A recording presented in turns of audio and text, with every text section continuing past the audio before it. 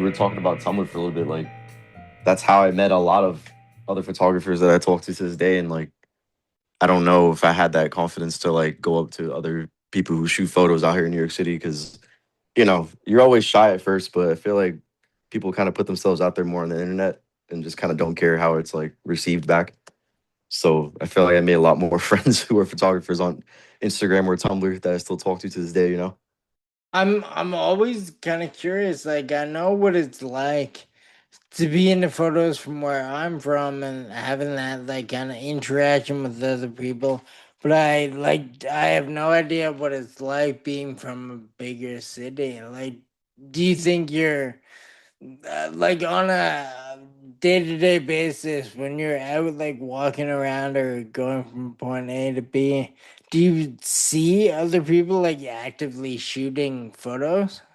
Yeah, it's all over. I feel like with so much happening here, I've like kind of just had like a one track mind, just like kind of just going straight to where I'm going. But whenever I actually really observe, I notice a lot of people are like shooting photos like on the regular. And like I noticed that on the walk to get coffee this morning, someone was like just taking a picture of like a trash can with some flowers in it with the film camera. And I was like, damn, that's sick. It's good to see like people are like pushing themselves to get out there more and like shoot more and like something you don't really see in areas like where I'm from. Like I'm from Staten Island, and like people don't really care much about the art stuff. So it's actually refreshing when you see people like going out in the world and like doing things that inspire them and stuff. Maybe they've seen a book where a photograph that they saw made them want to kind of like replicate that and make it their own. You know what I mean? Yeah, I always get like I almost find more inspiration in just seeing people taking photos. Like I wouldn't say I need to know what the photo looks like. Just knowing someone's like doing that is enough to get me kind of like amped. If I, it's rare. Like I see where I am, a lot of people take photos on their phones, of course, but it's really rare to see someone even with like a digital camera or like a DSLR. That's Yeah, pretty rare. Like obviously people do that type of stuff. You just don't see it as often. it's crazy. I had a conversation yesterday, and someone was telling me that they were shooting with a Fujifilm, like one of the newer ones. Forgot the name exactly of the model, but apparently there's like film filters on it where people shoot these digital photos with film filters, and it's like when I was listening to that, I was like, what the fuck? Like this is where we're going to now? Like instead of like keeping the film industry vibrant and like purchasing this and keeping life into these old cameras that were really, really good back then and still can really hold on their own now. Like people just go and conform to new digital, stuff and just using film filters on it just kind of eliminates that. Yeah, I don't like it at all and I don't do it, but I know what you mean. So for the sake of the conversation, I think it's called recipes. I've seen some stuff online. You can like get your exact settings and people like trade recipes online and then people like plug in certain like white balance and whatever and then they get what It's they like those film think. presets. Yeah, and I mean I have friends that do it too and they're probably listening so I shouldn't hate too much, but it's like I think certain people like think that looks like film, but I think a lot of people can kind of look at that and see like that it's digital emulating film and it's not like the genuine, it's not the real deal. Yeah, you could for sure tell, like, just how the grain is, like digital grain as opposed to like film grain. You can't really make it look the same. It just doesn't have that emotion to it. You know what I mean? Yeah, I feel like a snob. I'm not like nowhere near what you do with photos. I'm a hobbyist for the main part, but when I have friends that are like, yeah, look at this photo, it looks so much like film, you can't tell. I think I can tell. I can tell from Yeah. a block away. Yeah. I know exactly what you mean, man. But that's like kind of what's getting flooded out there in the world these days. But like you were saying before, like seeing people shooting these days, like it could be disposable camera or like it doesn't even matter. It could be contacts, like anything, like just as long as people are like bringing this around and trying to keep this format alive is really nice to see that because I've always read so many articles about, threats to bankruptcy for Kodak or this and that. And it's like, damn, are we fucked? But then you see people buying it, and there's like a huge wave of like kids buying stuff and people using film on photo sets again. And it's like really nice to like see that the photography industry is still thriving, even though we get threatened so many times with this AI crap. You know what I mean? The funny thing to me is I keep reading all these articles about like film sales. Yeah, like film sales last year were the same as they were in the 80s, I think. Like Kodak is selling more film now than they have in decades. But it's not getting any easier to get or any cheaper. And I understand like in economics in that sense, like of course they're not gonna all of a sudden make it cheaper just because, but it's still annoying to know so many people want this, like it's so in demand. I feel maybe they can make a bit more and drop the price a bit, but of course they never will. So it's always like a predicament. Drives me crazy thinking about it. Oh no, yeah, dude. There's like so many times that I think like Polaroid has been like trying to bring back the SX70 film. And that's been something I've been waiting on for so long because I have like two cameras that work on that. And they'll just like drop it for like a limited amount of time and then like it's sold out within maybe 10 minutes of it dropping. And then it's like, okay, well, there goes that. Like instead of making new cameras that people aren't really like excited to use, they should just kind of just focus on keeping the old ones that are built like a tank, man. Like those, you could drop those and like nothing will happen. You know Yeah, what I mean? Like those things were built to last. Like unlike these days, everything's like plastic, like hard plastic. Just doesn't have that same build to it.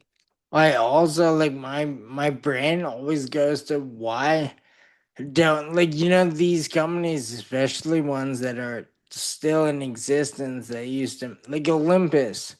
They still make cameras. They obviously have the patents and probably the machinery. Like if they, I'm kind of glad they don't. But if they remade stylus epics, they would sell like the number they could sell would be infinite. Like they would probably make so much money re-releasing that. Like if Ishiga brought Yeah. back a T4, I'm kind of glad it's a bit harder to get and it's more of a treat when you have one. But it's still, I would love to be able to go buy a Like a brand new one. few. Yeah, if they were brand new in stores, I would buy like 30 of them just to Oh, never dude, for not have real. one. Exactly. It's funny because like I had so many Olympus styluses growing up, and like I used to find them for maybe $10 on eBay, maybe five. And I like recently was curious because I wanted to try to shoot one again. Bro, they're like $400 now, maybe. And I'm just like, how did this like happen? Like, it's such a normal camera. Like, it doesn't have anything special to it. But I guess it's just the height, maybe. But that just confuses me. You know what I mean? Like these like cameras that weren't meant to be like inaccessible have now become that. Yeah, we used to. I mean, I've talked about it on here before, but not in a while. So I feel no one's gonna be sick of hearing my stories of back in the day. But we would find those Olympuses sometimes like four at a time, like every Yeah, 30 man. grand. Like at a Salvation Army or something, or like a Goodwill. Like I would see people in Los Angeles like have like a shopping bag full of them. And I was like, how the fuck are they like getting so lucky with this? Yeah, we used to like. I never treated them with any. I respect them, I guess, but I had so many that if any friend of mine or someone in my family was like going on a trip and they wanted, like, they don't really shoot film at all, but they thought, like, why not shoot some film on like a memorable trip? I would just hand them out and give them to everyone, not even like need them back. Like, we had so Yeah. many of them. And then I realized I was down to two of them and then looked on eBay out of curiosity, and I think with our dollar being so bad, they're like 600 where I am. Wow. That's insane. It's like damn near as much as a PS5. Yeah, and when something is that much, I feel it. I mean, in the grand scheme of cameras, that's not a lot, but still, it's like well, they were cheaper or like, $10, whatever. You could take them anywhere, shooting like the rain, snow, like whatever you want. I feel like you would get the best use out of that camera. And now that I know they're so expensive, combined with film getting way more expensive by the day, Mhm. it's like I'm worried like if I drop this thing, I won't want to replace it. I'll either be bummed that I had to spend 600 to replace it, or I won't replace it and then be bummed that I don't have one anymore. So I like cover them too much, and I feel I don't like use them, have as much fun with them as I did when they were like $10. Yeah, exactly. It kind of makes you like cautious on like bringing it out into like crazy areas. Like if you're going to like a show, concert where there's like a lot of movement, you know. Was that your go-to, like when you were getting into photos? Oh yeah, man. Like I started shooting a digital camera first, and I think it was like a Canon Rebel T2i, and I was 19 years old, and like I was just super hyped to shoot, but I just didn't really know much knowledge about digital photography, so I was like kind of like not happy with the results I was getting. And at the time, I was looking at a lot of old like magazines and zines made by like Larry Clark and all that stuff, and like anything that would be shot with film. I'm looking at these images, I'm like, damn, like everything I'm shooting doesn't look like this. So I was kind of bummed out on it. But then when I started shooting film and like I started getting the rolls back, I started feeling like that's kind of was like where I felt comfortable putting my energy into at the time. And yeah, I just brought that thing with me everywhere, man. Like parties, I would bring them out skating. I would go to shows on the every weekend. I'd be at like a show, and that's just kind of how I learned my practice of timing and like subjects and like kind of how to like frame everyone. Definitely a lot of money wasted down the line learning it, but it's definitely worth it. You know what I mean? Yeah, yeah, I agree. It's so worth it. Like it's one of those things where you get the best kind of crash course on all of it, just doing it. Like the more you're doing it, the more you're learning. And if I was to calculate the amount of money I've spent on film in my life, like compared to the amount of usable photos, it would be, like anyone would tell you that's a bad investment, but to Oh, me, without a it's the doubt. best. Yeah, of course. Like everyone else could think this is like, what are you doing? Like, like especially now with the rolls of film being at least like $21, like that's just gambling at this point. But when I was younger, like film was a lot cheaper, and I was just buying like packs of them and just flying through them like at least every other day.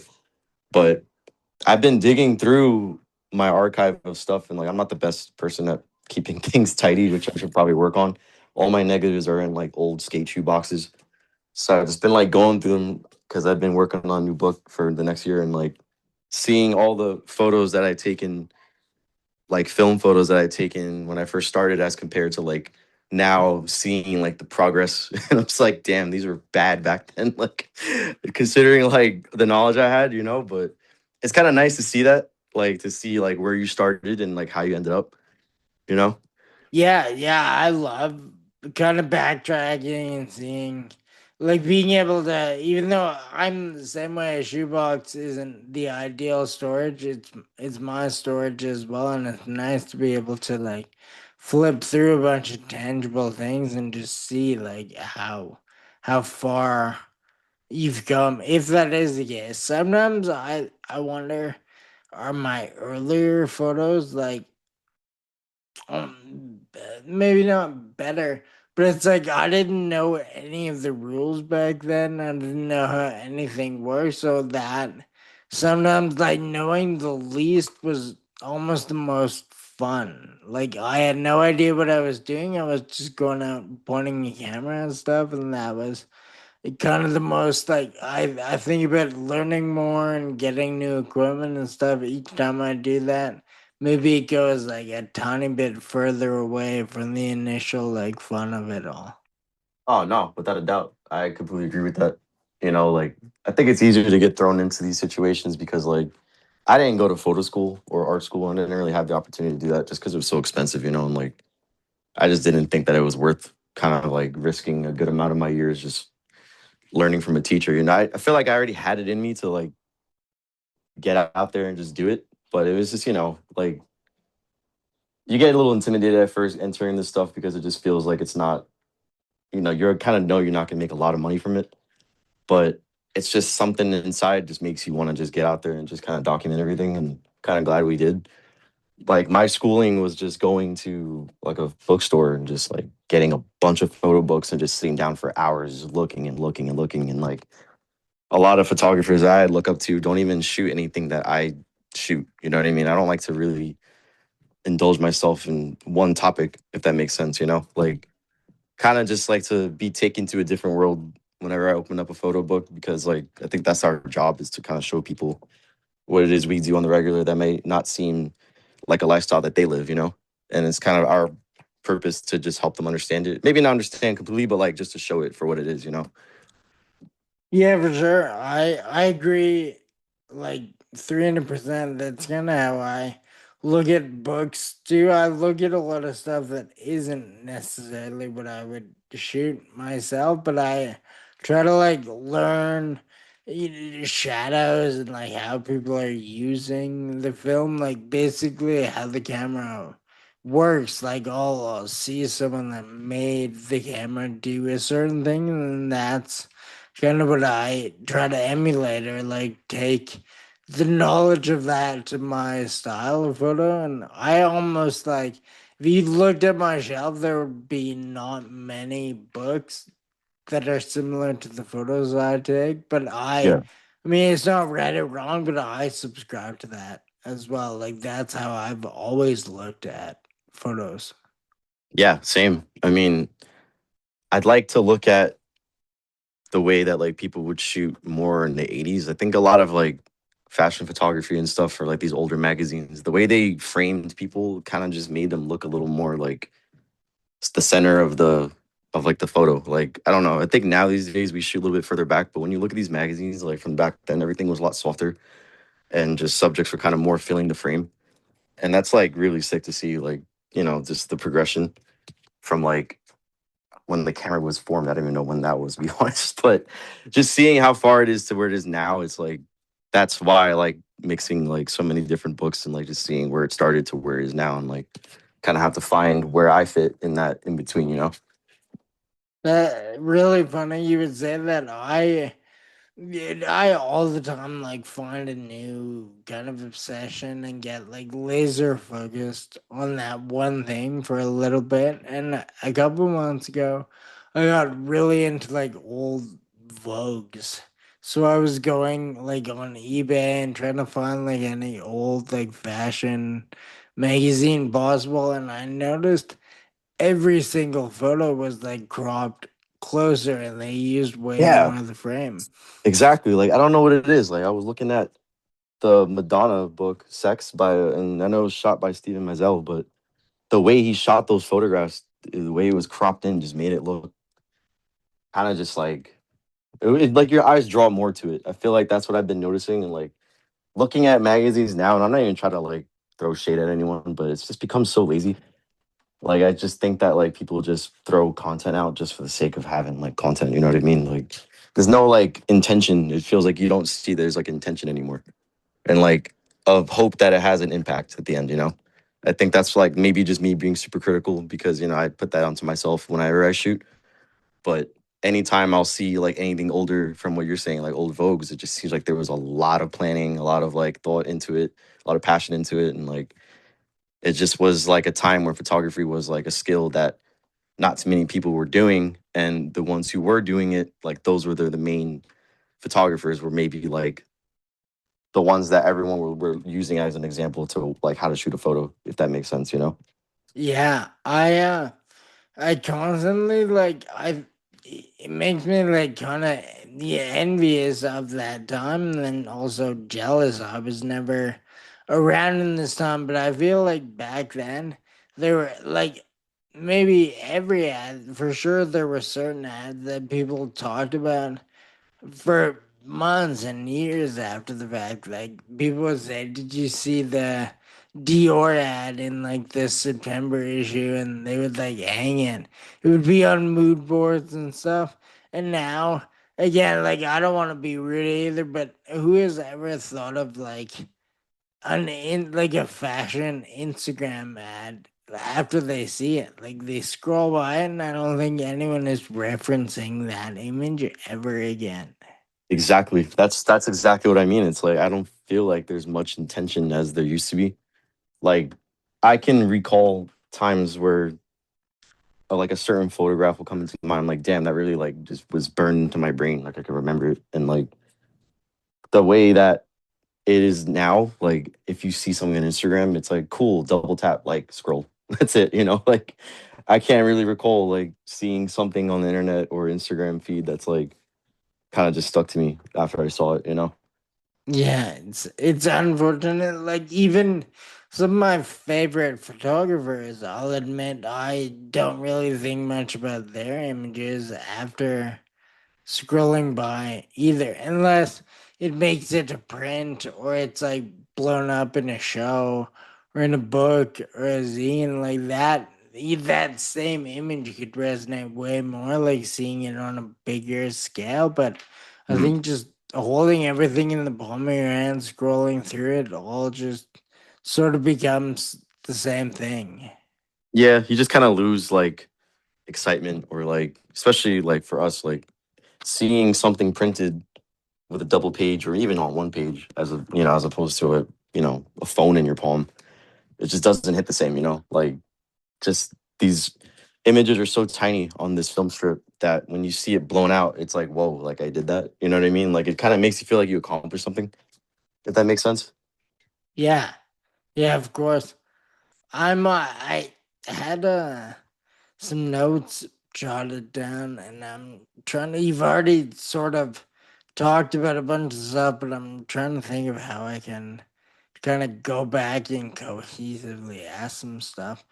You mentioned Staten Island. Were you born and raised out there? Yes, I was born and raised here in Staten Island, New York City. And yeah, I don't know. Like I grew up here and a lot of people just don't really give it credit just because it's like considered the forgotten borough of New York City because like they're just on their own, you know, like we're a little separated from Manhattan. So in order to get to Manhattan, we gotta take a ferry over. And I've taken that daily since I was a kid. And like, I don't know, like that's kind of what fucked up my confidence a little bit when I started shooting photos because it's like, damn, how am I gonna break into this shark pool and make a name in a place where I'm from doesn't really get like recognized, you know? And the only way I could like really get people from all over the world to understand where I'm from, I'll just be like, yeah, this is where the Wu-Tang Clan's from. And then they're like, oh, yeah, there. And it's like, I say it so many times. Like, if I had $1 every time I had to name drop Wu-Tang, I'd probably not have to shoot photos anymore. That's I hear. I mean, obviously take this with a grain of salt, but I hear Staten Island talked about so much, like in like a lot of lanes of life. I feel like it's maybe it doesn't get the shine as all the other boroughs, but I feel like in the grand scheme of things, a lot of people talk about it. But like you always kind of felt like it was under. Yeah, like, was your feeling that it deserved more shine, or like were you aware that it got the shine it deserved, just not a lot of it? I think that people kind of dismiss certain things. Like, a lot of like bad stuff goes on. Like, whenever like people write an article about any type of right wing thing, usually people kind of just point to Staten Island because that's where a lot of the older generation of like Italian Americans are. And they're just kind of all in the old ways. So everyone thinks that all of Staten Island is just like, Trump. But it's definitely not, and like I think the music scene is pretty vibrant. Like I have a bunch of friends that I grew up with out here and they're in a hardcore band called Combust. And they're like killing it right now. They're like touring and like it's kind of sick to see like them play places like Japan, play Los Angeles and other places like that and seeing like people wearing their shirts and like chanting the lyrics into the microphone like that motivates me because like we all came from the same place and like seeing us like kind of get out there and let people know where we're from and like have respect for it now it kind of like touches at the heartstrings a bit because it's not easy like growing up out here like a lot of people that I grew up skating with they don't even like touch a skateboard anymore or even like keep in contact like so for us to like have that small like hub of people who are really committed to their craft that motivated me to stay what I'm doing and like thank goodness that we've stuck to it for as long as we did, you know. But it definitely got its chance, you know. Like it just had to be in the right hands of the right people, if that makes sense. Were there like photographers from Staten Island that you were looking up to when you got into it, or was all the inspo from like books and online stuff? Yeah, honestly, man, I cannot name. Maybe that's just my fault for not doing any research, but I don't really know any photographers or artists that are from here that have like had a name that like stuck out and like I'm able to like go grab their book somewhere and like kind of be like, oh, this person's from where I'm from. And it's like, I don't think so. But if there is, if anyone out there's listening, send me a DM and maybe correct me because I've been living this whole time not knowing of anyone, you know, other than me. Like music, yeah, but that's like easier to spread out more than like what we do. I think photography is such like a small like group of people, you know? So a lot of the stuff that I learned was just through like other skate photographers that are from like Brooklyn or like Los Angeles and like documentary photographers like I forgot his name, I'm sorry. Can't come to my mind right now. He did the stuff with Tompkins Square Park. It'll come back to me in a second. I'm sorry. I'm Oh, like trying to remember. Clayton Patterson. Yes, him. So his work definitely stood out to me when I was learning because I was going to go skate Tompkins Square Park a lot when I was younger and like seeing him, he would just sit there in like this big white beard and like a skull hat. I didn't know who he was, and he was taking my picture. And the homie was like, "Dude, like that's fucking Clayton Patterson, dude. Like that dude's sick." And I was like, I didn't know who he was. I didn't really care. But then like learned as I got older who he was, and I was like, damn, this is like pretty inspirational. You know, watching his old videos and like looking at his photo books, and I think that that's like what molded how I shot at the time. A lot of like film photos, the way he would shoot it was just kind of just run and gun situation. You know, it wasn't really planned. And you know, looking at Ari Markopoulos, all his work, Peter Sutherland, like that was something that really like felt like I resonated with at the time. And I still do to this day. You know, I've met Peter Sutherland many times, and it's just like kind of trips me out that like we know of each other now. You know, like I have his books here since I was like a kid. I have an old Vice magazine that has like an article that he shot these photos of Mark Gonzalez, and I still have it, and I always like go back to it from time to time just to like refresh my brain on it because I think that people who have this chemistry with like let's say a musician, skateboarder, actress, actor, doesn't matter, you know, like I think to get these great images, you also have to be like a very interesting person as well to be able to bring that out of someone like this comfort, you know? And I've always spent so many times like I can't even count how many days I would spend just looking and looking and looking and just like flipping through pages of these zines, these magazines. Like my fingers were getting like ink stains on them for days, just like getting obsessed about this, you know? And that's just like I think the best feeling ever. I'm gonna interject for a second just because I don't know if I'll ever get another chance to say this, and he probably hates this being public knowledge, but Clayton Patterson is actually from where I am right No now. way. He actually it's even smaller.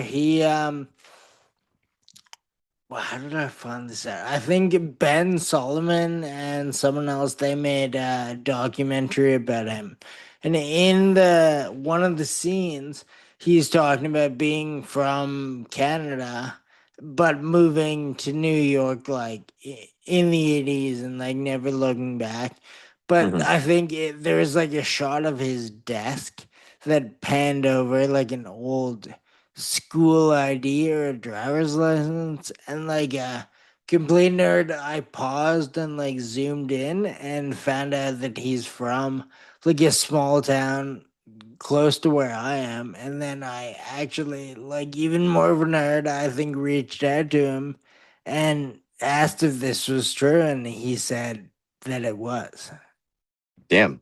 That's So interesting. I didn't even know that. I thought this whole time he was from yeah, here. no, he probably does not. I mean, he's probably never been back, and I think anytime I've heard him talk about it, it's in quite a pejorative way. So I'm sure he hates it and probably hates that it's being talked about somewhere. But that is a fact Damn. confirmed by him. So. I feel like that's like discrediting in a way. You know what I mean? I think people should be hyped to say that they're from like a place like that because, like I said before, it's like not so many people do that from where they're from. So that's like a pride. Like the fact that this is like access, like you have this access to look at these things, to feel inspired enough to leave and then go make your mark somewhere else. I think that is great to acknowledge like where you came from. You know what I mean? Yeah, I agree. For sure. I just think it's so funny that someone who is kind of thought of as like pioneering a lot of like documentary video and photo from New York, like early on with the Tompkins riots and stuff, that he's Mhm. from small town Alberta. I'm if he's not proud of it, I am proud of it. Yeah, definitely. You know, that's like something that going back to what you were saying too about like how I feel about being from Staten Island. Like I used to be super insecure about that. Like I would lie to people when I was younger to tell them where I was like from, and just because just to avoid that awkward conversation about where I'm from and how to explain it. But now it's like, you know what? Take it as you want. You know, like if you don't have respect for it, then that's it. Like it's all good. Like I'm not gonna try to make anyone understand anything. You know. And to be real, I've met so many people over the years that like claimed areas and then later found out that they're not from here, which is fine, you know. But that's the thing I started thinking about. It's like I think we should all just be pretty like happy about where we ended up from where we started. You know, it's Yeah. like a beautiful journey in a sense. Yeah. No, that very, very nice, very kind thing to say. I agree, and I wish more people kind of gave flowers to where they're from. Mm. What's out of curiosity, what's the unwritten rule? If you're from Staten Island, can you claim you're a New Yorker, or do New Yeah. Yorkers not like that? So New York City is considered five boroughs, and that's Manhattan, Queens, Brooklyn, Bronx, and Staten Island. So Staten Island's part of New York City, but a lot of people who aren't from here will be like, "Oh, well, we thought the other borough was Long Island," and it's like, no, it's Staten Island. You know what I mean? So I think anything outside of that, like if you're from like upstate or anywhere like outside of the city, like you could say you're from New York, but you won't say you're from New York City. You know what I mean? If that makes sense. It's like Ah, hard to like explain it sometimes because New York State is like its own thing. Like once you leave the city, it's more just like a lot of like trees and a lot of parks, which I'm not discrediting. It's really nice over there, but you can't claim like New York City if you're from a place like Buffalo or like Poughkeepsie. You know what I mean? Like areas outside of that. It has to be like the five boroughs. I'm sure people have tried. Oh yeah, for sure. It's a big thing these days all over Instagram. Like people like, oh, if you're not like from here, if you didn't go to school here, if you don't have like memories going to like any type of high school, or let's say like you can't name the hospital you're born at, don't claim New York City. And it's like, you know what? People want to be like super protective of that title because so many people want it, and I get it. But at the same time, it's like people were living here for like 20 plus years, and you know what? Maybe it's time they are a New Yorker. Like that's just what it is. Like I was living in Los Angeles for like 7 years, and I never called myself an Angelino just because people take pride in that. Like that's something that they say with their chest, you know. So for me to switch up and be like, yeah, I'm from Los Angeles, people are gonna question where are you from? Like, where'd you grow up? And it's basically vice versa, same shit that people would deal with coming here. You know what I mean? It's nice to have the respect for LA like that, though. Like knowing how it goes where you are and then Mhm. carrying that over. I'm sure a lot of people wouldn't do that either. Oh, for sure. And people that I've known over there for so many years have even mentioned that to me recently. Like, damn, like you came here and like we weren't sure like how to feel about you because you weren't from here, but the way you are is so respectful. Like we just fucking love it. And it's like rare to find someone that moves to a different city, you know? And like that's the thing I noticed here is like people come here and they just act like they run shit and like I just can't do that. Like that's just a recipe for destruction, you know? Like it's just too much. You gotta just give props to the locals and just support and just kind of just learn and just understand that people were here, you know, and like it's just a pride thing. Same thing with San Francisco, man. Like SF's no joke. That is like they'll be like, "Oh, you're from the Bay," and like if you say you're from the Bay, you better be ready to name drop some shit because they're gonna question. You know what I mean? That's I mean some people might not like that. I love the idea of that though. I haven't like to give it a little proof if you're gonna claim that type of thing. People Hmm. take it seriously out there for a reason, so it's nice to reciprocate that. Yeah, exactly, man. Like it's nothing but love out there, you know. But that's definitely something that needs to just be like known. It's like people just be proud where you're from, man. Like just hail it. It's great, you know. Like I think that there's enough room for everyone to shine. So why not just like be happy to just say like where you came from? Yeah. Now, very courageous that you like wanted to be a photographer and kind of, well, I don't know if you set out to make a name in photography, but you wanted to Mhm. be a photographer, being from somewhere where you had no social proof, like you didn't know anyone that made you think this could be done. Oh yeah, man. That was like I don't know how to explain it. It's like I didn't really even think I was gonna start shooting photos. Like when I was younger, I was skateboarding a lot. I was cutting school to go skate all the time, and like that was like my obsession. That still am obsessed to this day. You know, it's like something that never leaves with you. You know, but I think like once I started getting closer to graduating, I had no idea like what I was gonna do, man. Like I was just like cutting all the time, going skating, sneaking into bars to be around like fucking band people, like fucking yeahs and the Strokes were hanging out at these bars. I'm like, damn, this is sick. I'm like 16. I'm like, I grew out facial hair just to like sneak into these places, and I was just so like exposed to so much that I was not interested in sitting in a classroom. So by the time that I was old enough to graduate, which thankfully I did, I was so close to like being held back again. But just kind of thought about it. It's like, well, what am I gonna do? Like, I'm not that good at skating. Clearly, you know, everyone was advancing so much at that time. Like the Lakai fully flared video had came out around the time when I went to high school, and that was like everyone was just going off, like trying to do tech tricks, and I was like, damn, I'm not gonna, I'm not cut out for this shit, you know. So I just thought, like, how am I gonna stay involved in this something that I'm so passionate about, but still like without actively doing it as much, just be able to still be a part of it. And I thought, well, my room is completely floor to ceiling posters and ads that I ripped out of magazines. And it's like clearly I have an interest in this and like maybe I should probably give it a jump. But what really kind of motivated me to start shooting was around maybe senior year of high school or junior year, I'd say. I was like skating and a friend of mine was shooting photos and there was like a Spitfire wheels contest on Facebook and it was like I think it was called Strike Anywhere. And the theme of the whole contest was like, oh, like get a photo on like a DIY spot or like something that's like abnormal or weird. Like let's say some kind of like concrete block that's like just randomly like erupted from the ground, like skate it. And whoever has the best photo like wins a set of wheels and shit. So we had just had like I don't think it was the hurricane yet, but maybe it was like a really bad storm where a tree had fell by my school and a massive concrete slab was just in the air under like with the tree stump just kind of like lifting it and it just made a sick ramp.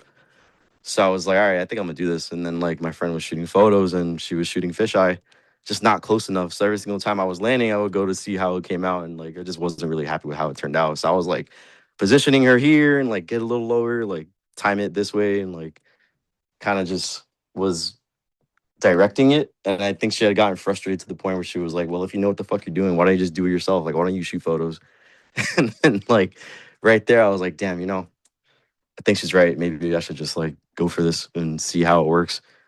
And it's a lot harder than I thought, you know, but that's with anything creative, you know, like painting or playing guitar. You obviously think you know how what you're doing at first, but once it's in your hands, like, whoa. But I think that was when the excitement started, when I just thought I was like, really took time to think about what I was gonna do next with my life and like having that like butterfly feeling in my stomach, like, all right, I'm gonna go buy a camera and this is gonna just work out because I'm gonna make it work out, you know?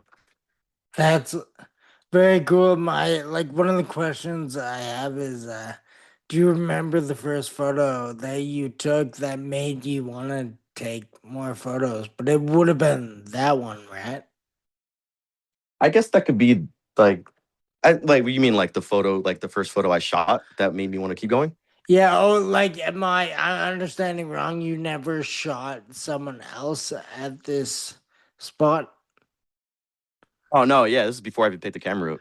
It was just like Uh what pushed me to buy one and like actually like try it out, you know? okay, well then I guess I still could ask that. Like what was the first photo you took or like got the film back or it was digital that made you think like, okay, this I'm gonna go take more. Like this is good enough. I can like run with this. Yeah, yeah. I think it was like in Chinatown, I believe. My friend Jeremy was skating and like he just did this 5-0 grind on this ledge and like the way the ledge was with like certain people were like kind of just taking up the frame and it was like really sick looking. I think when I like looked at it, I was like, damn, okay, like I'm learning this and I think it's kind of worth sticking to it. And that was probably the photo. I still have the file somewhere in my computer. I just got to find it. But that photo I like to keep just to look at and like think that that was maybe the first photograph that I was really like proud of myself for shooting that made me want to like keep pushing to do more. When you look back at it, was like, were there any parts that stood out? Like, was the framing good or the shadow? Like anything about it, or was it just like the first photo that clicked? I think that's it's like a mixture of both, like the framing and it being done the first time. I think that that was like the excitement. It's like, for instance, like it's like people learning how to play power chords on a guitar and like they're like, whoa, like I could do that. All right, now I'm gonna keep going and going, and then before you know it, you're like know like 50 songs. You know what I mean? Like that's how I felt when I shot that one photo. It's like okay, this happened on the first go and clearly felt right. Like I felt like a magnetic feeling. It was pretty sick. But yeah, I think it was the first photo like that I actually shot on first try. That was the one. I still have that. I have to find that. Actually, good thing you mentioned that. Actually forgot if I even have it on my computer or not. I always like to ask photo people like, did you buy your first camera? Like, just go to a store and buy it retail, or did you get one like Oh hand yeah, me down from family? dude. So I was skateboarding around the age of like 16, 17, I'd say maybe. But I was out late and just fucking off and like ignoring my parents' calls and like when to come home and shit and like basically how it works going back to Staten Island from Manhattan, you have to time it out because like the ferry runs every 30 minutes, but at the time it ran every hour after a certain time. So I think it was like 7 o'clock. That after seven, every ferry runs every hour. So the next one I have to catch is like 8. So I'm like deep in Chinatown, like I'm getting blown up, like get your ass home. Like it's a school night, you know what I mean? So I'm like rushing back to the ferry, so I'm fucking getting in trouble. And I'm skating past Tompkins Square Park at like 15 miles an hour, maybe more, and this guy had like a Saint Bernard dog, like those massive ones, and he wasn't on a leash. And the dog ran out in front of me, and I just flew over it and put my hand out by just regular instinct, and it popped out. I fucking dislocated my collarbone, and the dude felt so bad. He was like, "Take my information, dude. Like, I'm so sorry. Like, blah blah blah. Like, please, like, fucking sue me, dude. Like, I'm so sorry, dude. Blah blah blah." So I was pretty fucking shocked. I've never like broken any bones, and that maybe have been my only injury since then. But like, I like, went to the hospital and like everything was fine. I was just like, dislocated. I just wore a sling for like maybe 2 months. But I took the guy to like small claims court, and I got like a couple grand out of it. And that was like a lot of money for me at that age. And my parents were like not trying to let me spend too much of it. But I was just blowing it off. And then by the time I turned 19, I had like at least like maybe a couple $100 left, and the retail value for a T2I when I decided I want to shoot photos was maybe like $400 or five. I could be wrong, but it wasn't like that much to where I'd have to like blow like 1,000. Like now these days, the mirrorless cameras can go for more than like 2,000. But I had like money left over, and I was like, well, this is the last of my funds from this lawsuit. I think I should probably invest it instead of just like buying a bunch of Nike SBs that I don't wear. And then yeah, I just went to the bank and took the rest out. And then my parents were like, "You sure you want to do this? Because this is it. Like, we're not gonna fucking give you money after this." And I was like, "Yeah, I'm ready to just take the risk and just kind of just fucking go for it." And yeah, it was just me and the Canon T2I with a kit lens that came with it for like maybe 2 years before I decided to like upgrade. But yeah, it was the best decision. Like I didn't have anyone give me a camera until maybe a year into, I'd say a year after I started shooting digital. My sister had a Minolta, and it was just laying around because she had taken like a photo class in college, and she had like this Ilford paper with came with two Ilford black and white rolls, and that was just like kind of my introduction to film photography, and I thought that that was like a little more of like a process than in digital. Like you have to open the film cartridge and put the film in there and like make sure it's locked in into the spool, and I thought that that was like interesting to like hold that. It felt like you were doing something. And like when you shoot, it's such a loud like shutter that it feels like it's like more of like a satisfaction to it, you know? Yeah, like we were kind of roasting the film presets, but it also I feel the overall look and the aesthetics aren't even the entire piece that's missing when you don't shoot film. All the effort Hmm. that goes into it and the sounds and manual Oh, everything. focus, like everything is a piece of it. And I feel like all of my friends that have given up and shoot digital, they don't experience that anymore, and they like claim it's fine, but I would hate not experiencing it, and I would think they miss it in some way. Exactly. I feel the same way still with digital. Like I used to shoot with a regular DSLR and like I switched over to mirrorless and they don't make any noise. And I kind of lost that like feeling now. Like now, especially for so I shoot like a lot of skate photos and like I kind of rely on that shutter sound to know if I timed it right. Cause once you see like when you hear that in your head, you know you kind of handled it good. But now it's like quiet. So I have to like double check and make sure like on the camera that I got the framing right and like the timing was good and like I feel like that's what we're like kind of being deprived of now. It's like to feel like we're doing a job, if that makes sense. It's just like Ye- with film too, you know, it's the same exact thing. Like you were saying, like you have to do so much, so many steps before you even start taking the picture. And you have to trust your instinct the whole time. And you're a lot more selective on what you shoot. And like, you know, the viewfinder is so small that you have to really like know what you're doing when you're shooting film.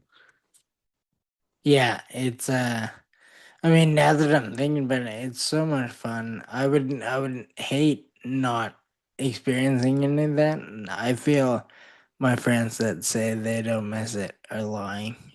Mhm. I agree. And they're probably just telling themselves that.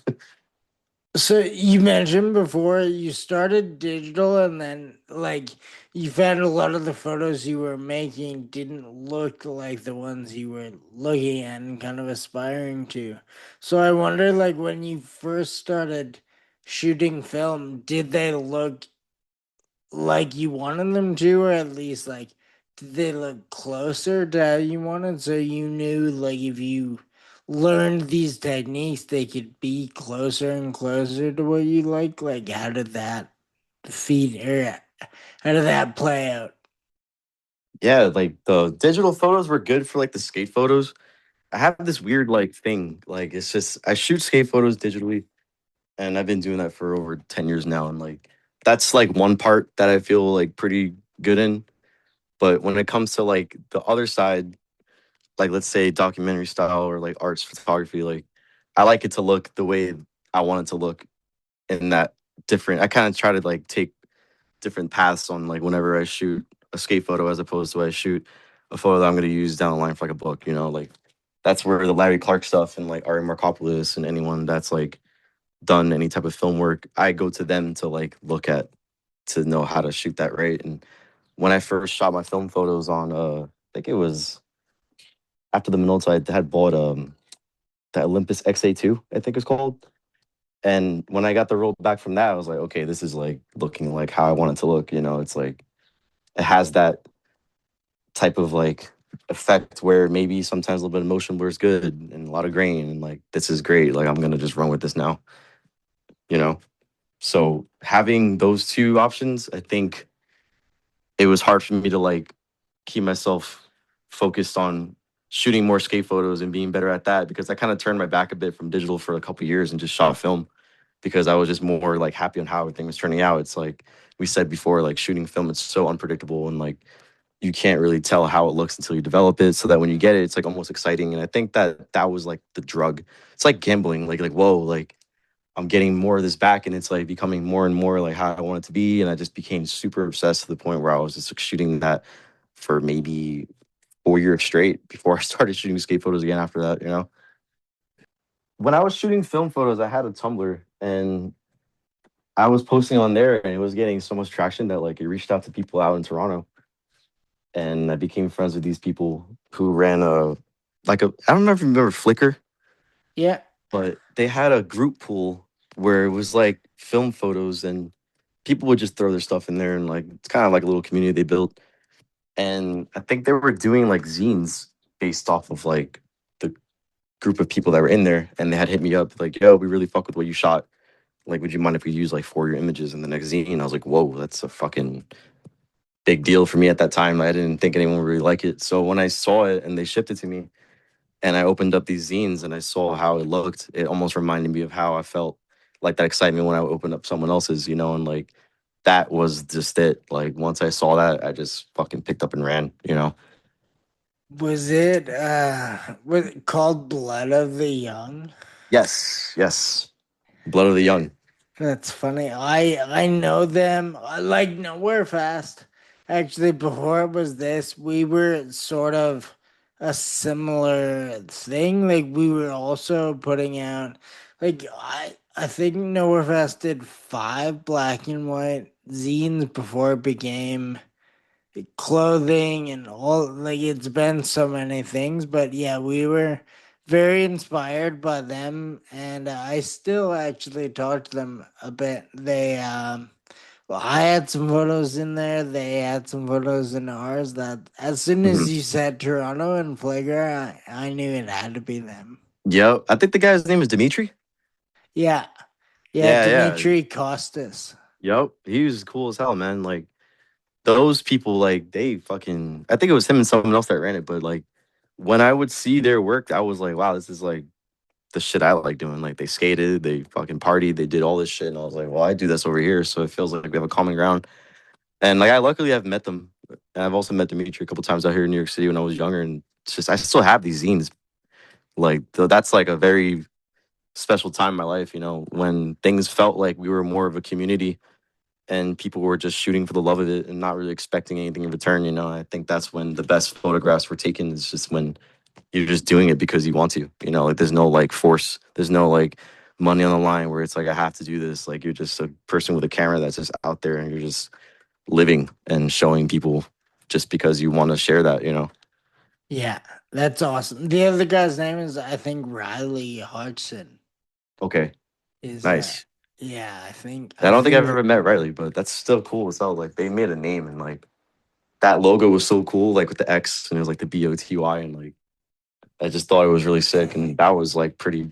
It was very inspirational. Like I'll be honest, like they definitely like left an imprint and like made me want to like pursue things because I think like being a part of that and seeing so many photographers through their shit that are still doing stuff to this day. Like I have a zine that they made with this girl, Alexis Gross, and she's still killing it to this day, shooting with turnstile and stuff now. And it's like having covers with revolver, and it's like that's inspiring to me. Like seeing like how we started off and now where we're at. yeah, I love Alexis, like everything, all the turnstile photos, everything else she does. Great. That's very cool that we can pay a bit of like give some flowers to Blood of the Young. That's funny. I haven't. I know that they're both active in photography still, but I think that's been like defunct for a while. But it's cool that it I mean, it inspired me and inspired you. Very cool to be able to give some flowers their way. Oh, of course, man. Definitely, that's another thing too. It's like kind of just going back about like the whole Tumblr thing. It was such a big like push for me, like being able and like I said, like I met so many people in Arizona and people in Los Angeles that like we were friends before I even moved over there. So when I went to Los Angeles, it felt comfortable and just I think that that's like something I kind of miss these days. And I'm not sure if you remember this guy. I think his name's Jai Tanju, and he ran this program called the Print Exchange program, where you would just put your address and name on this list, and people would just send like photo postcards to people, like just random stuff. You'll just pick a name on there, and let's say, for instance, there's someone that you want to send a print to, and they'll send you one of theirs in exchange. It's like just I feel like we don't really have that anymore. I think we should probably try to bring that back. I think there has to be some kind of unity here because I think that that's like what's going to keep this going and like for further years from now when we're not here. Yeah, yeah, definitely. I agree. I don't know. It might be bigger than you and I, but if we could bring that back, we should. Oh, for sure. I have boxes and boxes of zines that people would send me in like postcards, and I still hold them because like to throw yourself out there and like not expect to receive anything in return, like that takes a lot of guts to put yourself out there, especially when it comes to your art. That people just dispose things, but I don't because like we said before, like intention was put into it, and like anything with intention that's put into it has value. And I don't want to like devalue anyone's craft just because it's not a massive name that I know of. But it's just nice to know that like someone who has this talent in shooting is able to just put this out there and send it to someone that they want to share it with. You know. Yeah, yeah, totally, 1,000%. I know, like as you were saying, it's not really all about money. My next question was sort of how, like, when you took the chance and you spent the last of that money on the camera, what was, I mean, how did you or how did you intend to make money off photography at that point? Like, how are you gonna get like a return on investment? Ooh, good question. Honestly, bro, like I didn't really have any expectations. It was like I thought that I was gonna get like a job, like being a photographer for this stuff. But then, as I started doing it more, I just didn't really feel like I had what it took at the time to like make a bunch of money off of it. But once I started selling zines and like making prints and just being more involved in that type of stuff, I was making a little bit, but not enough to like make a living off it. So I was working at a photo studio for a while as a production assistant, and that's like what funded everything. Like just to be in the creative field. But I think the first paycheck I got from, I believe it was Baker Skateboards. When I had shot a photo, they had bought one for an ad for Thrasher back in like 2019. And like, I think that was like, okay, wow, I have a check from shooting a photo. I think I could probably do something with this, if that makes sense. Like it's just, I didn't really have like that in the back of my head. It was like, I'm going to pick up this camera and just be a millionaire. Because in all reality, that doesn't exist, as much as people want to tell you. It's just, yeah, you gotta love this shit. You gotta like love it through the negative and the positive, through good bank accounts to bad bank account days. Like it's always gonna be there.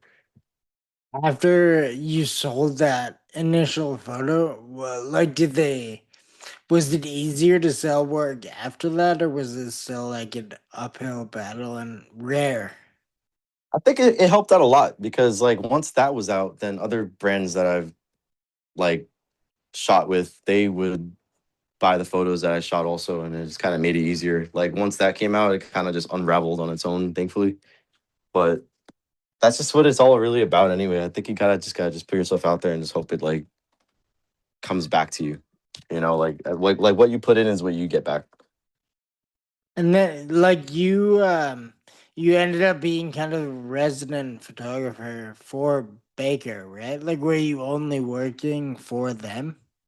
So when I moved, I was visiting Los Angeles a lot when I was like younger. I was like maybe 25 when I first went.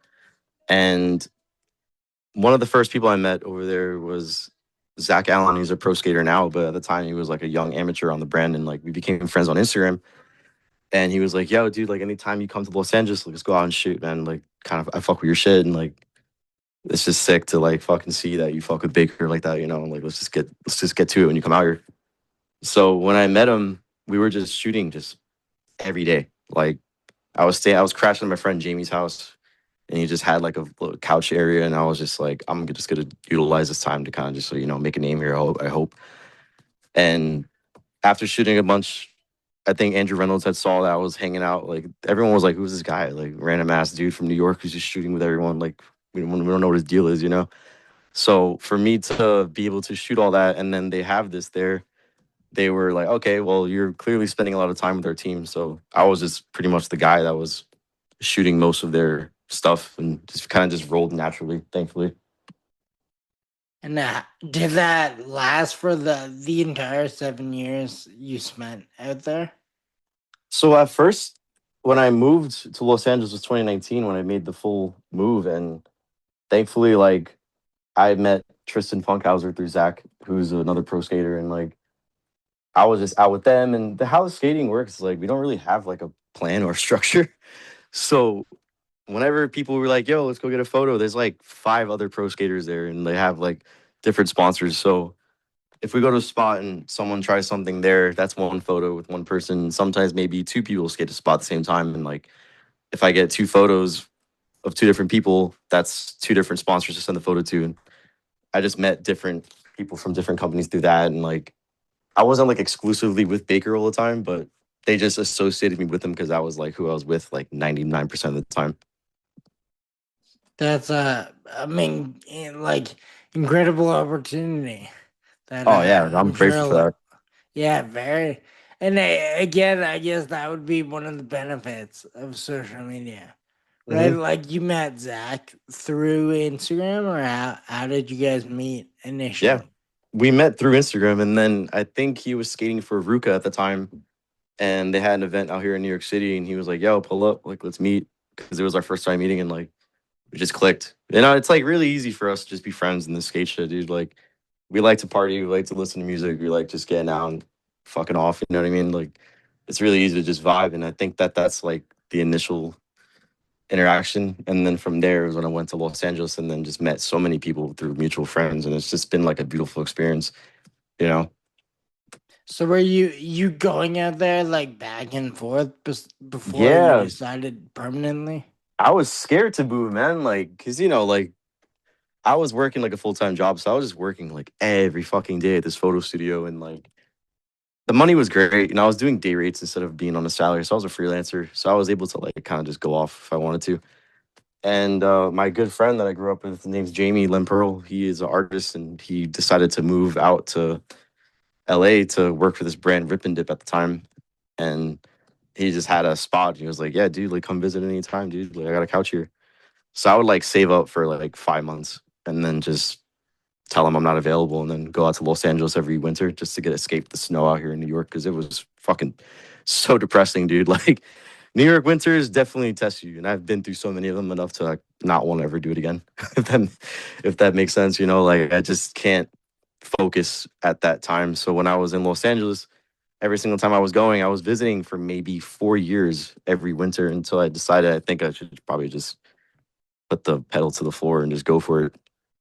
And in 2019 is when I did it, and COVID happened. The shutdown went down, which is like I think a very pivotal time for everyone. But I think like during that was when the photo shit really like started working out because it was a time where like people's checks were getting cut because you know COVID really fucked everything up with like you know budgets and all that shit. So people were trying to show that they were out skating so they wouldn't get their checks fucking cut. And people needed ads, people needed lookbooks, people needed this, and it's like, well, Marco's here. Let's he has a camera, so let's just shoot this here now. And then ads were getting done, and just the name was kind of getting more put out on Thrasher and stuff now, and like it was a, kind of like a dream come true. Like I think other people will say COVID was like a bad time, but I think for like shooting photos of skating, it was very, very like peak. It was a peak time for sure. Yeah, I don't want to get in trouble with anyone, but I also no one agrees with me, but I like COVID.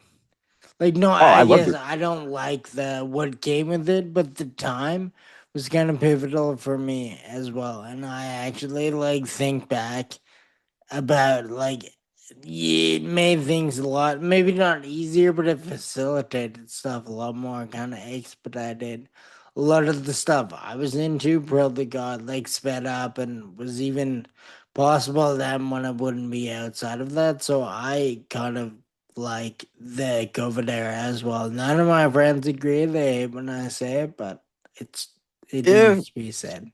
it's a double-ended story because obviously a lot of people were like really sick and people were dying and stuff. I completely understand that. You know, I'm definitely not one to say it's like, thank goodness it happened. But I think in a sense it forced everyone to stop what they're doing and really like think.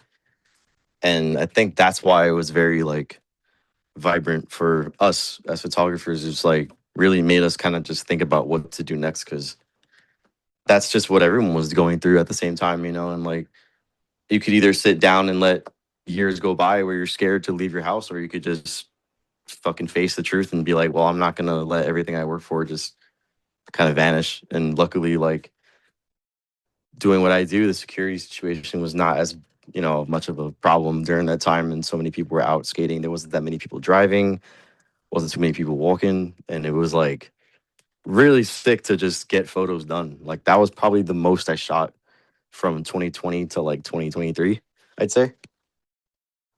Yeah, I agree. I think that was the most photos I ever took in my life too, because there were so many less people in the way, unless like cars, things I wanted photos of weren't as abstracted by like day-to-day life. Mhm. I This is gonna be kind of out of order. I don't know where I can fit it in, but you've like talked about music a bunch. So I wondered, like, do you ever do any like show photos or band documentation, or was it always skate stuff? It was a lot of skateboarding, but I think like I don't know, like I started embracing more of the music stuff lately because like I love music. Like I grew up in the hardcore scene out here in Staten Island and New York City in general. Like I was always going to show as a kid. I was like 9 when I went to my first hardcore show out here.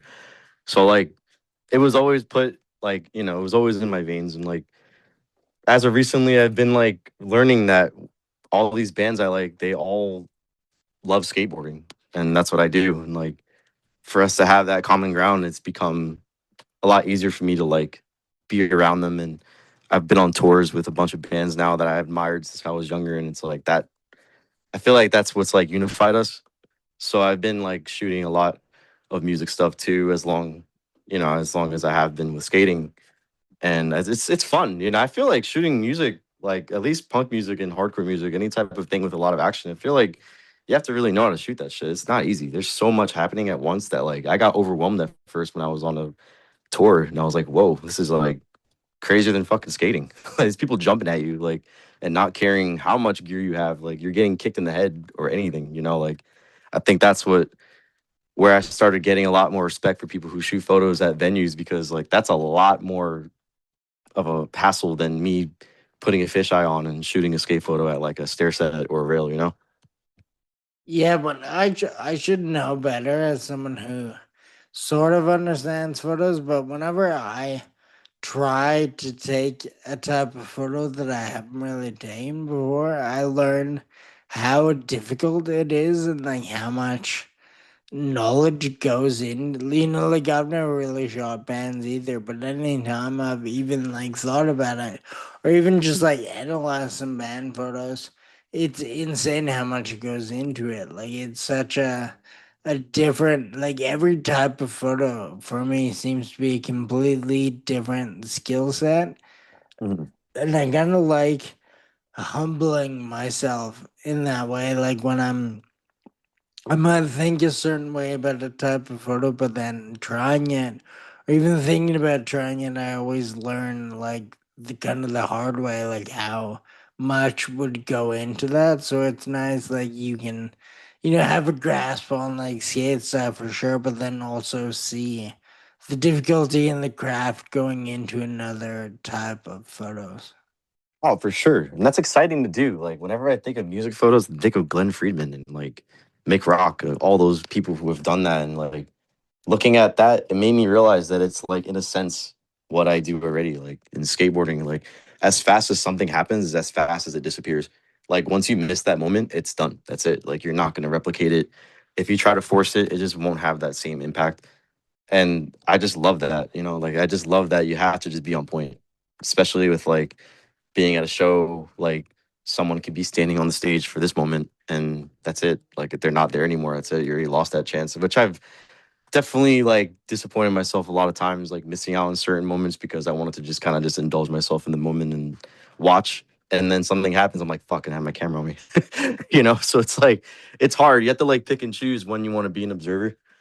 But yeah, I've definitely learned to respect a lot of music photographers when I've been shooting music lately because that's a whole nother beast, man. Like they don't rely on flashes. You have to be really good at shooting with a really low light, which I'm not really good at completely, which I'm learning still, which is great. I feel like we're all just learning to be better every day. But yeah, dude, like I've seen so many photographs. Like there's one recently that I saw, and I think I forgot his name. I think it's Charles Peterson. I think he shot a lot of Nirvana back in the day. And there's a photograph of Kurt Cobain just doing like a headstand with his guitar. He's like playing music while he's doing a headstand on the floor. And I'm like, damn, like this guy had to be standing at the front the whole time and just watch and observe his movements to be able to capture that moment that just happened. And if he wasn't there and prepared, this photograph wouldn't exist. Yeah, always like a lot of the photographers I look up to the most. I've heard them talk about like the anticipation. You know, they'll like follow a scene for so long until the exact right second, and then maybe get it, maybe miss it, and then whenever I miss a photo, it like replays in my head, like not constantly, but you know, I'll be going to bed that night and think about like, oh, I really fucked that up. I could have had that photo, but no. Yeah. Do you feel like photographs that you miss like haunt you sometimes? Like, do you still think about them to this day? Uh for sure. Like there are a few I can't, as I'm saying it, I can't think of any specifics, but there's some that I've like said to my girlfriend, like even years later, like I can't believe I missed that photo, or like we saw that happening. And even though I constantly have multiple cameras on me at all times, I didn't have even a phone at that point. Like it's something for sure gone into the void.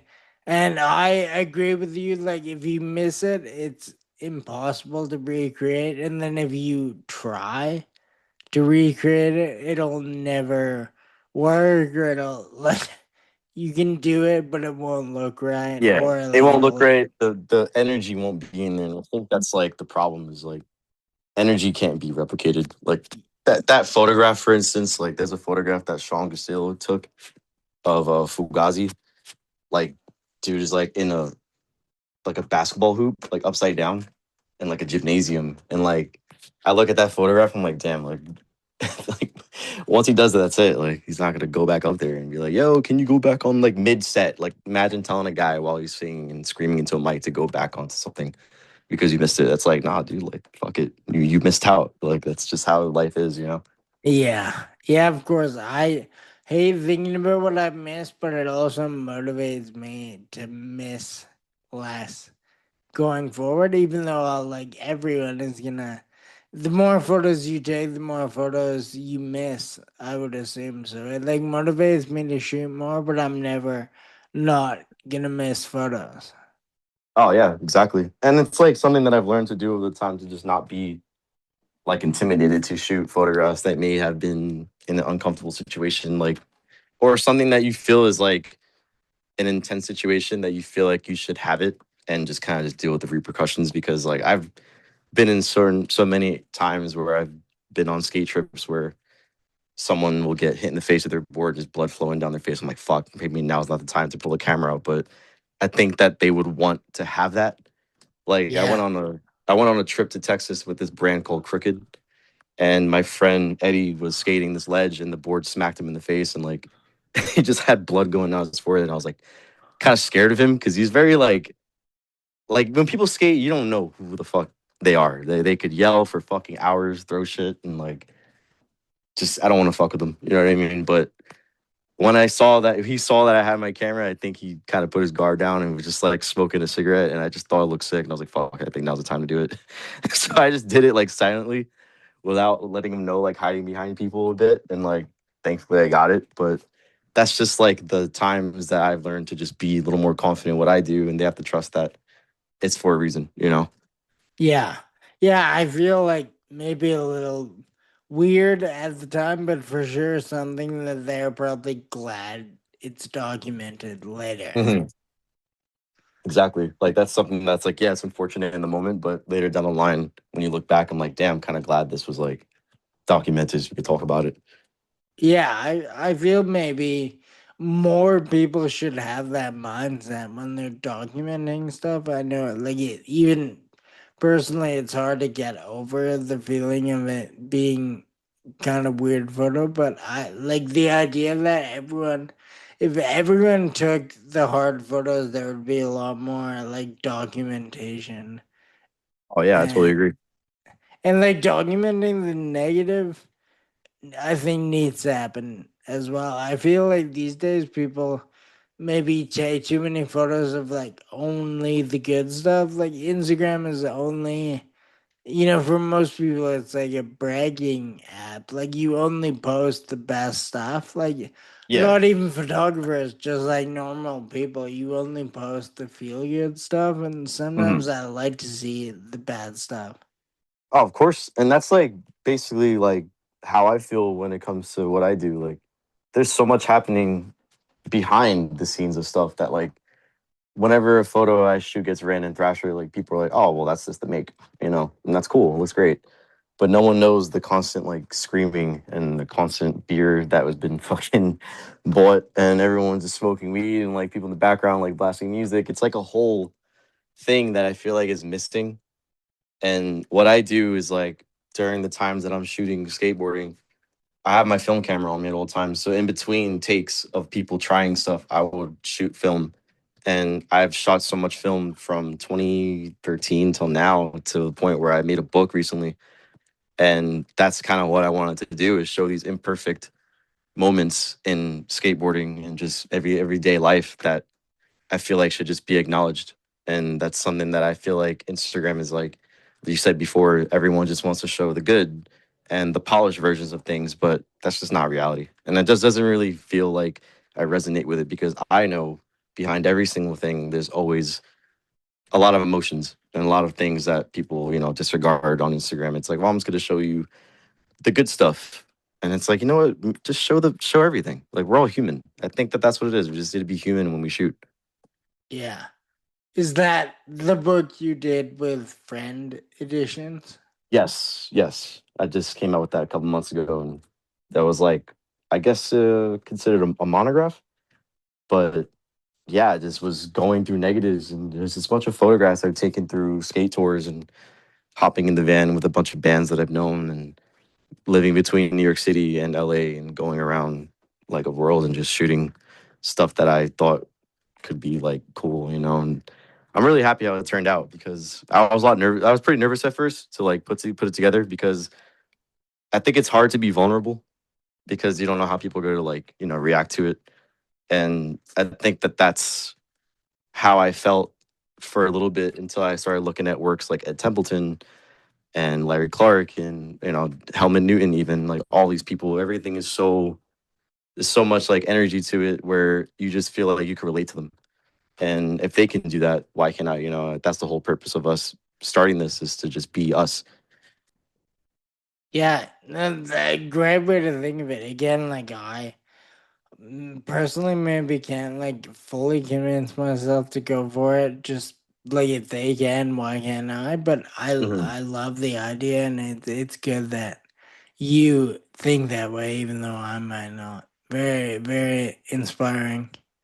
Oh no, it takes time to kind of like. I'm sorry to cut you off. It's just it takes a lot of like inner work to think like, all right, I think I'm ready to be vulnerable with the world because in fact, like everything that goes on Instagram is seen all over, and you just have to be ready to just like put it out there. And if it's taken good, then that's great. But if people don't like it, then that's okay too, because that's just how everything is. Music, everything. It doesn't matter. Movies, like you could look at a movie and think that's great, but Rotten Tomatoes wouldn't think so. You know what I mean? Yeah, yes. Every day I'm trying to learn more and more that like you can't make everyone happy, and especially like the broader reach you have, you're gonna get maybe more people like your stuff, but also like equally people who don't like it. Oh, of course. And there's a lot of stuff I don't like either, but I appreciate it. And like I've been to galleries and museums where I'm like, damn, this is here. But I'm like, you know what? Let me not hate. Like someone put their intentions out there and all their hard work is here. If clearly it's here for a reason for us to enjoy it. So let me just have a critical view of it, but I could still appreciate at the same time. Yeah. Also very good. I don't know if I even do that all the time, but it's also a very good outlook on all of it. I have two more questions for you, if you don't mind. What's Oh, of course. the pros and cons of like shooting, but also just the pros and cons of life in general between LA and NY? Hmm. That's pretty funny you mentioned that because I was talking about this maybe yesterday. But I used to be so like not a hater, but when I was living, I mean, I still go to Los Angeles a lot. I just don't fully live there anymore. But when I was living over there, every day I wake up, I'm like, damn, it's sunny out. Cool. And that's kind of it. Like, I didn't feel like there was like a motivation, but I think you have to give yourself that motivation because when I was living there, like, people wouldn't wake up till like 12. And when I say people, I mean like skateboarders and things in what I do. I'm not generalizing the whole city because there's a lot of hardworking people there that get up and do stuff and make that city work, you know. But I've been trying to, I was trying to compare like New York City to there all the time. And the pros and cons is the weather is always a pro, and you know, just a little bit of a peace of mind. But the cons is just like, you know, there's not too many opportunities as there is here in New York City for money. And just like motivation, when I was living in Los Angeles, I would go to the same bookstore almost every day and like force myself to look at stuff. And I just felt like that was just it. I would go there and look at the book, and that's it. Boom. Like I can't walk around. There's no like places to like lurk at where I could bump into people just naturally without texting them and stuff like that. You have to drive a lot, which is something I don't really like doing. But again, I'm not trying to hate on Los Angeles at all. It's a beautiful place, but if I had to compare the two, I think New York City is everything at once, which can be taken like a little more like overwhelming for a lot of people. That's why a lot of people leave. But you just have to kind of navigate yourself different over here. Like you have different experiences every day. I could sit down on a stoop and see something different as opposed to what I saw the day before. Like it's never the same. A skate spot's not going to be there. There'll be scaffolding the next day and they'll be gone. You know, nothing looks the same every day here. And I think that that's what like motivates people to kind of just be more active and waking up early and like working hard, hustling because rent's fucking expensive. You got to have like five jobs. I think like that motivates people to kind of create. And I think that's just like how I saw it. I think that Los Angeles is great in its own way, but it can't be compared to here. And I think they both bring a lot good, more than bad, to be honest. But a lot of people just want to hate on it because it's easy to. That's a incredible answer. That's really good. Way more in depth than I would have even thought, but cool. Something to think about for sure. I also like I've been in both. In LA, the weather is too good too often. I feel you can't like get Yeah, you don't get exactly. inspired by a nice day because they're all pretty nice. That's the thing. Like I would get up at so when I first moved to Los Angeles, I was up at like 7:30 in the morning because over here I was working a job where call time was at 7. So I'd have to be up at 5 and like, you know, get going. And I tried to bring that lifestyle over there. And I remember calling people like at 9 o'clock in the morning, like after I had my coffee and everything. And they're like, you know, dude, why are you calling me this fucking early? Like, hit me up around like 1. I'm like, what the fuck? Like, we should get out and go get it. Like, the day just started, you know? I'm like up and ready to go. And like, no one had any motivation. It's like, oh, it's 95 degrees out today. Let's just fuck skating and go to the beach and just drink all fucking day. I'm just like, that's not fun. Like, it's fun for one day, but it's just everyone knows that the next day is going to be just as good as it was yesterday and the day before that, you know? So I think that that's what kind of was getting to me. And being in here in New York City where the seasons come through, I think we value days more because people work and whatever days are off, you want to commit to something that you have a lot of time and dedication to. This way you could like fully indulge in that for that time. And it makes you appreciate it. It's like, for instance, of a pro skater just has to skate every day. Like over time, that's gonna get jaded. You're like, oh, to skate tomorrow, to skate tomorrow.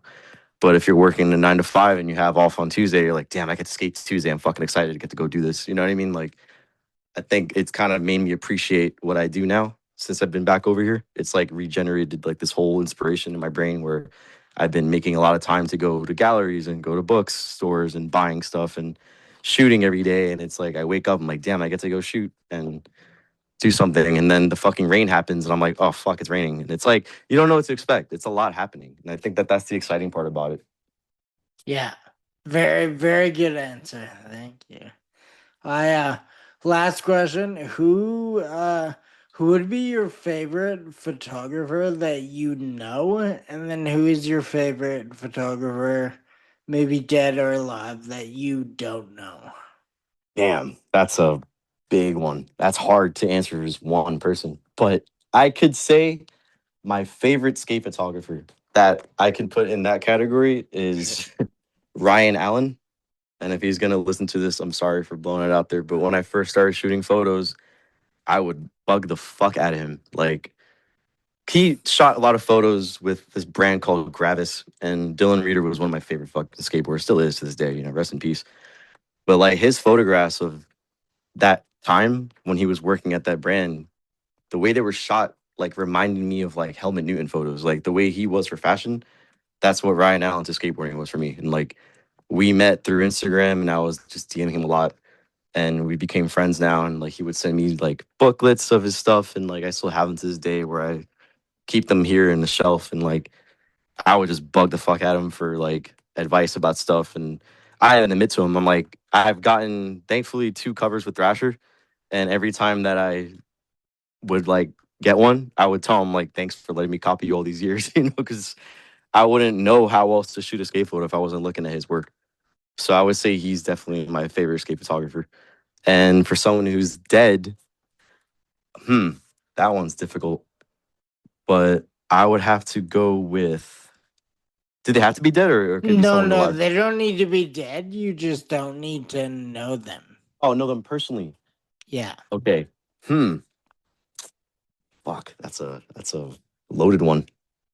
All right. I'm gonna do the Wheel of Fortune wheel and just let one land on it. I'm gonna go with shit, dude. Like in the sense of like any type of photography work. Yeah. Any very, very broad question, but any type of photo. Okay. I will have to go with Juergen Teller.